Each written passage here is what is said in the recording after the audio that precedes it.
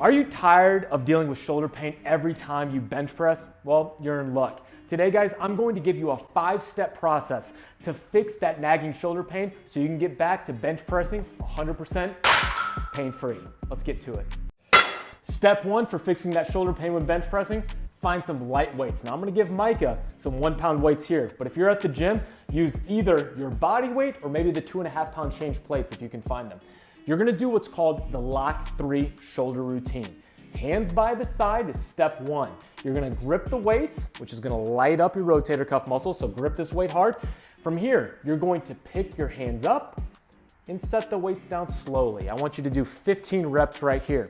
Now, this whole routine is something that I learned from Dr. Andrew Locke, and it's a great routine to hit these posterior shoulder muscles. One of the main reasons many people develop shoulder pain in the first place when bench pressing is because we're so dominant anterior with our pressing and the backside is not as balanced. So we lead to a problem in shifting the shoulder joint and overloading the front side, we develop shoulder pain. So our first step is to engage these back muscles, your rotator cuff muscles, your rhomboids, your mid, your low trap, and your lats to teach yourself to have more balance. So step 1 is 15 to 20 reps with palms up with light weight. Don't over retract your shoulder blades, just focus on the hands. Step 2, you're now going to go palms down. Again, you're gonna go through the same thing, 15 to 20 reps, just focus on picking the hands up and setting them back down without over retracting the rhomboids to pull your shoulder blades together. So just have all your focus on your hands. If you're a little bit of a bigger guy and it's hard for you to get your arms close to your side, you're just gonna try to bring your hands as close to your hips as you can without causing any pain, maybe in your shoulder or your lats cramping. So if you have to have a slight angle, that's okay.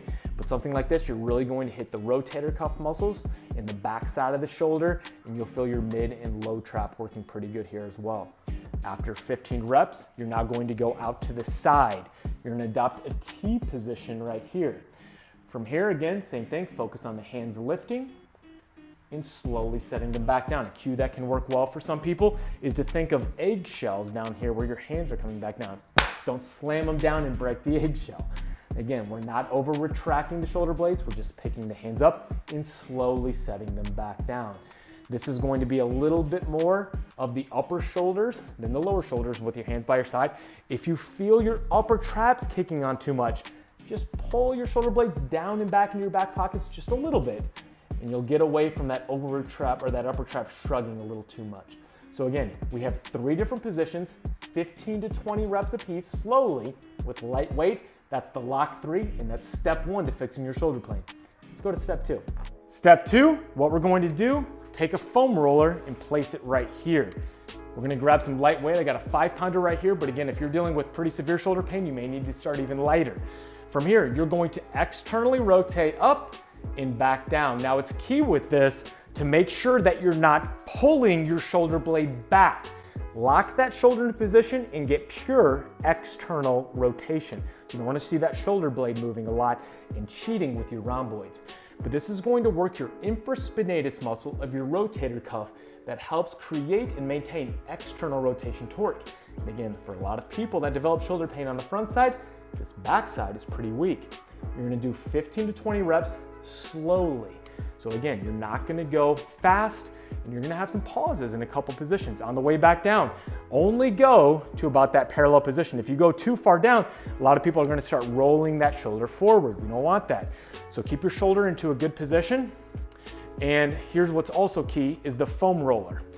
By having your elbow elevated a little bit, what does this look like? Sort of the position that that bar is going to come down when you're bench pressing. We're not flaring our elbows out, but we're also not doing a close grip bench where that elbow is literally almost touching your side. So having this foam roller here is going to make the external rotation stability that you're creating a little bit more position specific to the bench press, where you're gonna have a slight tuck of the elbow underneath the barbell as you engage your lats. So this is step 2, external rotation. If you're doing this correctly, lateral shoulders are gonna be burning like crazy.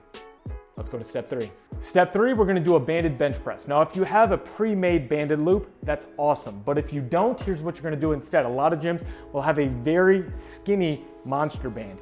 You're gonna double loop that, place it around your wrist, and we're gonna get into our bench press position. Hands up like you're starting your bench press. What you're going to do is break the band. So engage your lateral shoulder muscles by tensioning the band, and then you're gonna go slowly through your bench press, maybe about 5 seconds down and 5 seconds up. This should be difficult if you're using enough tension. But the idea is that a lot of people will develop shoulder pain on the front side of their shoulder because, again, the back side and lateral side of the shoulder that are supporting the joint, they're not working as optimally, so we have an unstable joint.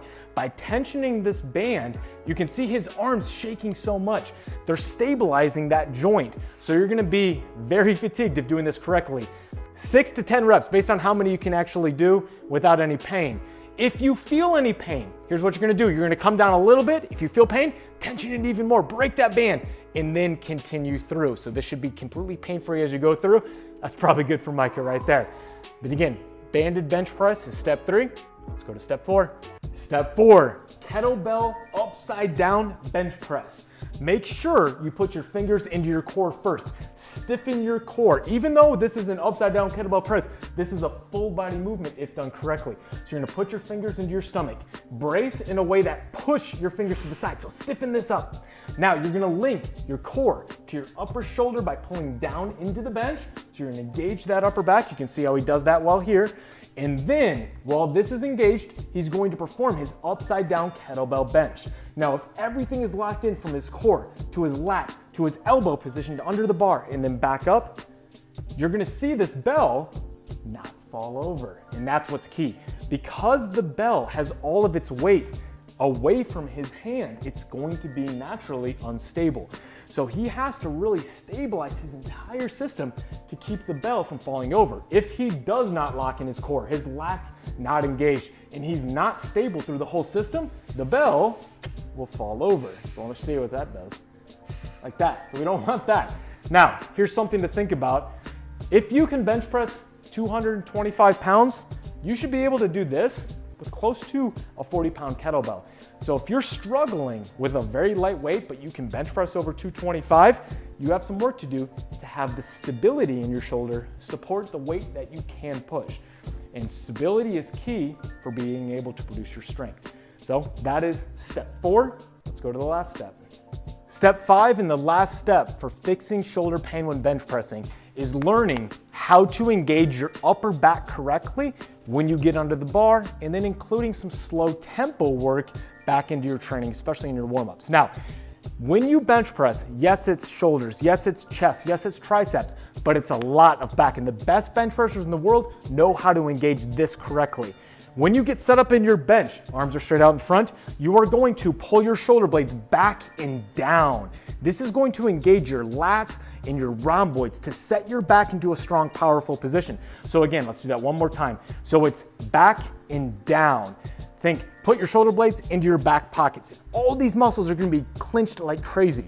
Then you bench press. So let's see what that looks like. So as he gets set up into his bench press, he's going to pull himself together and engage that upper back like crazy. Then we get ready to perform the bench, and we're gonna perform a 5-second negative with a 3-second pause. Okay, let me know.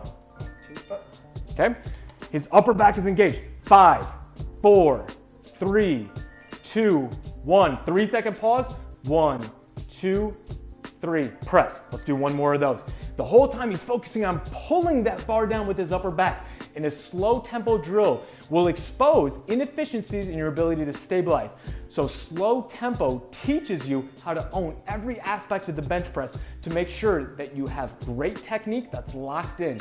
And if you have great technique that's locked in, there's less energy leakage and less chance for tissues to get overloaded that create pain. So this is the last step after everything else that we've done that will help you get out of out of shoulder pain and get back to lifting big weights pain-free. All right, so let's talk briefly about how you're gonna program this into your bench day when you're dealing with shoulder pain. Now, we're gonna start off every single bench day with the lock 3. Again, guys, this is lightweight, 1 set of each of those 3 repetitions, 15 to 20 reps.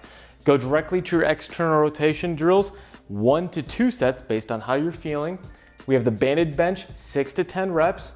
Go directly to your upside down kettlebell bench, just 2 sets of 5 to 10 reps. and then you're gonna go into your slow tempo bench. So for right now, because you're having pain with bench press, this needs to be light enough and slow enough to where it does not create pain, but we're still able to work the bench. So at first, you're gonna have to take weight off, and this may be as low as 30, 40% of your 1 rep max. And then slowly over time, you can up the weight back. But this whole routine as a whole should take no more than 15 to 20 minutes. And remember, at this time, when you're dealing with shoulder pain, you need to take a step back from your performance programming. So know that you will be spending a little bit more time with your rehab work on your warm-up. And then as you get out of pain, what you can do is you can find the ones that you like the most, the ones that you feel give your shoulders the most pre-fatigue, the best warm-up.